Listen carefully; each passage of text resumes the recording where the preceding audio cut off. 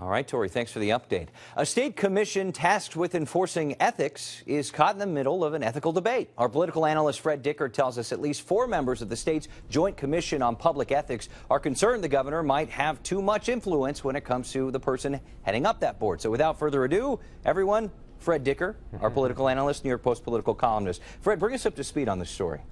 Hey, Cody. Well, there's a meeting today in Albany of JCOPE, the Joint Commission on Public Ethics, which is supposed to be Governor Cuomo's showpiece organization, 14-member group that oversees the executive branch and legislative branch. It was a major accomplishment of the governor in 2011, and now it's torn by internal dissent. And it's very much reminiscent, in a way, of the Moreland Commission that got the governor in so much trouble. Today, 4 members of the commission, of this JCOPE commission, raised questions about the objectivity of the last 2 executive directors of the commission, both of whom were tied to Andrew Cuomo. That position is now open. They were arguing that there should be someone arm's length from the governor. Other members of the commission did not appear to be too happy. You know, some of these board members reportedly want someone with no ties to Cuomo or even the legislature for that matter, because some of these members were appointed by some former leaders, shall we say.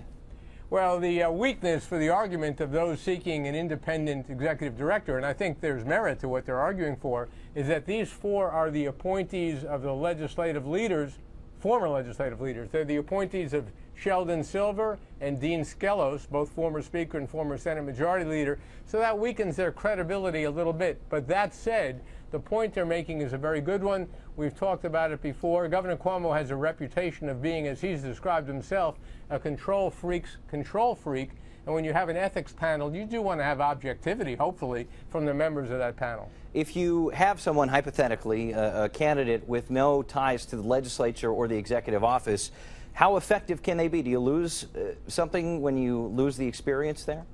Well, you can argue both sides. I mean, you gain something, which is that they don't have any ties to these people, and if they come with a substantial background in the area of ethics, say from another state, maybe handling or having headed a similar commission, that gives you a lot of strength. You're not conflicted. On the other hand, if they don't know New York very well, it may be that they would engage or try to have that commission engaged in embarrassing activities. Bottom line, though, is you want someone who is clearly independent. That's not what we've had on this commission for the first 2 executive directors. All right. Well, we'll keep an eye on it. Fred, thanks so much. Reminder, you can hear Fred's radio program live from the state capitol every weekday morning from 10 to 11 on Talk 1300 AM.